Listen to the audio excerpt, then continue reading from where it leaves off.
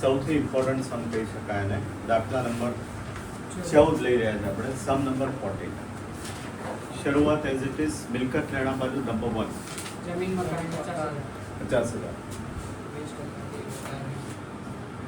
50,000 20% થી વધારવી એટલે વધારો કેટલો કહેવાય 20%.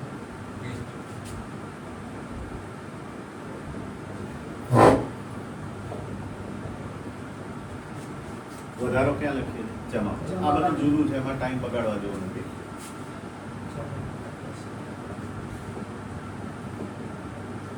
उसके बाद हवाला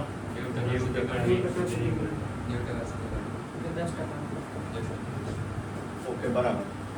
યંત્રોની કિંમત 90% સુધી ગણવી એટલે ઘટાડો કેટલો કહેવાય 10%. પણ યંત્રોની કિંમત 90% થી ઘટાડવી તો ઘટાડો કેટલો કહેવાય 90%. 90% પહેલા આવી ગયેલો છે આ પોઈન્ટ. 90% થી ઘટાડવી તો 90% ઘટાડો કહેવાય અને 90% સુધી ઘટાડવી તો 10% ઘટાડો કહેવાય. બરાબર. હા અને થઈ તો સેમ માઇનસ ઘટાડો 2000 18,000 અને યંત્રો ખાતે 2000. નેક્સ્ટ રોકાણો 10,000. ભાઈ ફંડ છે સામે આમાં તો નહીં હોય. હવાલો છે હવાલો શું કીધું છે રોકાણો બજાર કિંમત ચોપડી કિંમત 150% છે.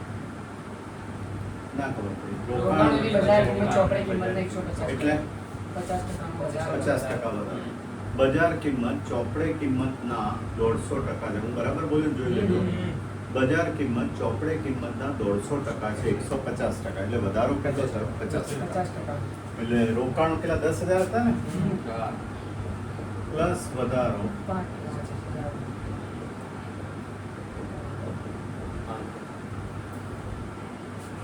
અને અહીંયા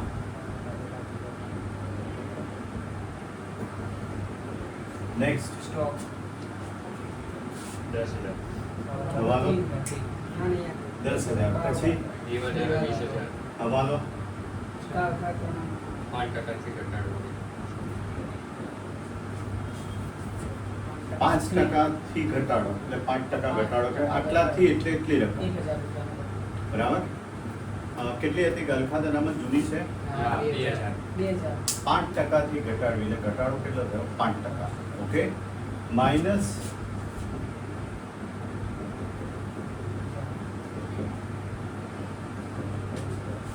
અહીંયા ગલફાદ અનામત નવી માઇનસ જૂની જૂની કેટલી છે 2,000 એટલે માઇનસ આવે સામે લઈએ રોકડ 2,000 રૂપિયા બાકી આગળ આવે. નેક્સ્ટ મૂડી ખાતા બોલો ત્રણેયના 30,000 30 20 અને 10 30,000 બાકી આગળ લાવ્યા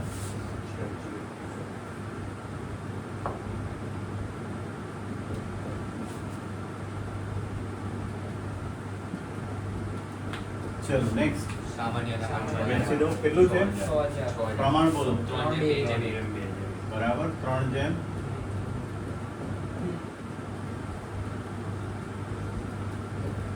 નેક્સ્ટ કેટલા હવાલો નથી. ચલો નેક્સ્ટ એક હવાલો બાકી રહેવાનો અલગ.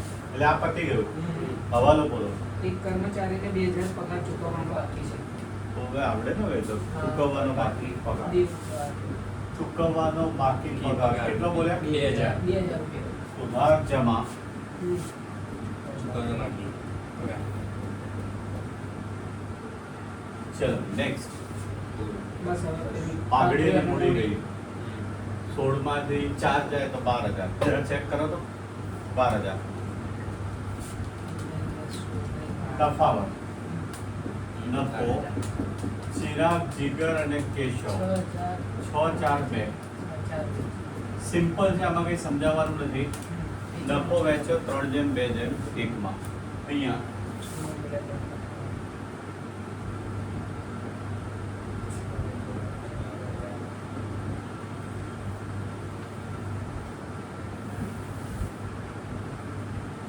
જોઈ લો ઓલ બેલ. હવે પાઘડી, જૂની પાઘડી આપી નથી.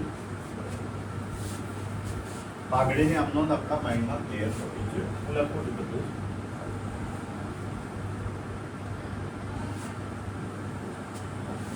ચિરાગના જૂના ભાગીદારો મૂડી ખાતે ઉધાર, તે જીગરના મૂડી ખાતે ઉધાર, તે કેશવના. કેશવના ભાગીદારો. પાઘડી કેટલી આપી છે? પેઢીની પાઘડી 36,000 નક્કી કરવામાં 36,000. હવે સમજો, પહેલા જે આવડે છે એ કરી નાખવાનું, પછી અંદર વાંચવાનું. આનો ભાગ 1/6 છે ને, 1/6 છે. એટલે 6,000. આ બેઝિક થયું. હું રિટાયર થઉં છું, મારા ભાગની પાઘડી મને આપી દીધી. તમે કયા પ્રમાણમાં ઉધાર કરશો? લાભના. 6 લાખ નહીં, ના 9 છે. કઈ હોય યાર, કંઈક તો હોય. 9 નથી, લાભનું નથી. જુઓ તો, નવું પ્રમાણ ગજબ કહેવાય. 9 નહીં, લાભનું નહીં, તો કયું આવશે? જૂનું જ આવશે ને? જૂના પ્રમાણમાં. મને જોઈ લેવા દે કે નથી દેખાતું. આમ તો દેખાતું નથી ભાઈ. હવે જો નવું પ્રમાણ આપ્યું ના હોય, લાભનું પ્રમાણ હોય જ નહીં, તો કયું પ્રમાણ લેવું પડે? જૂનું. હવે જૂનું સમજજો તમે. કયું છે? 3/2/1. આ જાય છે તો બાકીના બે વચ્ચે કયું રહે? 3/2. જોઈ લો, આ રીતે કરવાનું. પેલો તો ગયો ને એક વાળો, તો બાકીના બે વચ્ચે 3:2. 36, 24 જોઈ લો.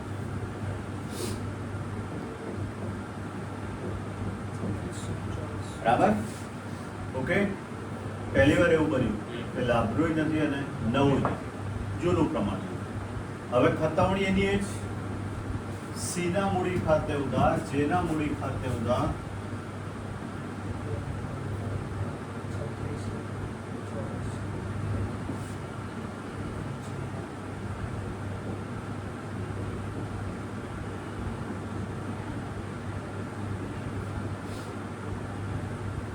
થઈ ગયું. પાઘડીનું કામ પૂરું. તમને એમ થાય કેટલું સિમ્પલ છે. હવે જોજો આગળ શું કીધું છે, વાંચો.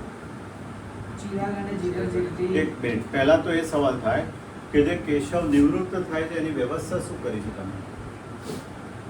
નિવૃત્ત ભાગીદારની વ્યવસ્થા શું કરી? નહીં કરી લો પેઢીને લોન કરાવશે. એટલે લખ્યું નથી એને. શું જોઈ લઈએ ક્વેશ્ચન કે આ લખ્યું તો છે યાર. શું કરો છો તમે? હવાનો વાંચ મોટેથી બૌદ્ધિક. ચિરાગ અને જીગર એટલી રોકડ પેઢીમાં લાવશે કે જેથી કેશવની લેણી રકમ ચૂકવાઈ જાય. અટકી જાઓ. ચૂકવાઈ જાય એટલે આ રકમ શું કરવી પડે? ચૂકવવી પડે. કીધું તો છે ચૂકવાઈ જાય એટલે ચૂકવવું પડે. 10, 11, 13 ને 3, 16 ને 2, 18 ને 19. 19,000 આવે છે તફાવત. આના મૂડી ખાતાનો તફાવત 19,000 આવે છે. ચૂકવી દેવી એટલે રોકડ જાય તો જમા.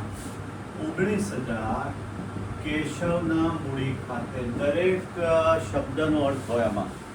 એટલી રકમ રોકડમાં લાવશે કે જેથી કેશવની લેણી રકમ ચૂકવાઈ જાય તો ચૂકવી દીધી. પછી આગળ વાંચો. અને પેઢીના 14,000 કાર્યશીલ મૂડી માટે અટકી જાઓ. કાર્યશીલ મૂડી એટલે શું? કાર્યશીલ કૌંસમાં લખી દો રોકડની આખર બાકી. કાર્યશીલ મૂડી એટલે રોકડની આખર બાકી. કૌંસમાં લખી દો ત્યાં. જોઈ લો હવે બરાબર. અહીંયા ધ્યાન રાખજો. કેટલી? 14,000 છે. 14,000. હા અહીંયા રોકડ 14,000. પછી અને નવી પેઢીમાં નવી મૂડી તેના નફા નુકસાનના પ્રમાણમાં થાય. નવી મૂડી નફા નુકસાનના પ્રમાણમાં થાય. પ્રમાણ કયું છે? 3/2. જેમ કે નવી મૂડી એટલે કઈ મૂડી? બાકી આગળ લઈ ગયા. લઈ ગયા. મૂડીનો કોઈ પણ હવાલો હોય એ આખર બાકીનો જ હોય, કારણ કે શરૂની બાકી તો આપેલી હોય. શરૂની તો આપેલી હોય. એટલે જે આખર બાકી છે એ કયા પ્રમાણમાં થાય? નફા નુકસાન. શું કરવું હવે સર? વિચારો. આ દાખલો કયા એંગલમાં આગળ વધે છે? એંગલ પડે છે કે નથી પડતો? હું બી જોઈ લઉં.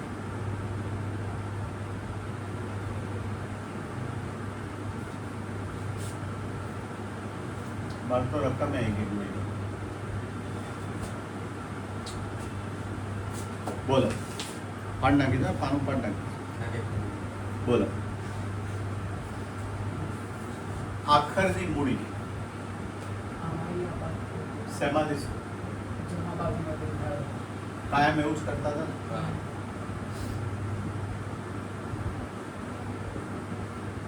એક હિન્ટ આપી દો તમે કઈ રોકડની આખર બાકી હતી. બોલો હવે.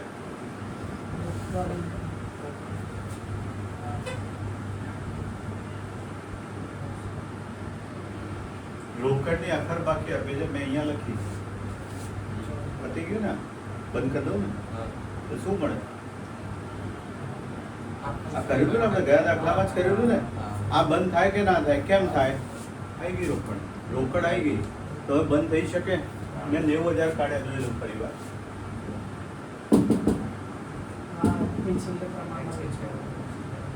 એક 36 બરાબર, અને અહીંયા 90,000 રહે એ આખર બાકી કહેવાય. ચિરાગ અને જીગરની કયા પ્રમાણમાં રાખવાની છે? દવા. નવું પ્રમાણ કયું છે અહીંયા? 3:2 બરાબર. 3:2 એટલે 18 કરી 54, 18 દુ 36. જોજો બરાબર, ગઈ વખત જેવું થઈ ગયું. આખર બાકી આપી દીધી છે, અહીંયા લખી દઉં. બાકી આગળ લઈ ગયા 54,000 અને 36,000, અને હવે તફાવત ક્યાં લઈ જવાનું એ લખ્યું હશે.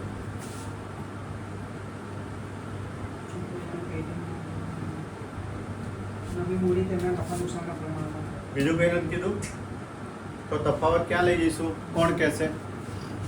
કઈ કીધું નથી તફાવતનું. અહીંયા તફાવત તો આવશે ને, જોઈ લઈએ. ચલો એ જોઈ લઈએ. 39, 15, 18, 600 આવે આ બાજુ. હા, ક્યાં લઈ જવાનું? રોકડમાં. મેં કીધેલું છે, કઈ ના કીધું હોય તો ક્યાં લઈ જવાનું? રોકડમાં.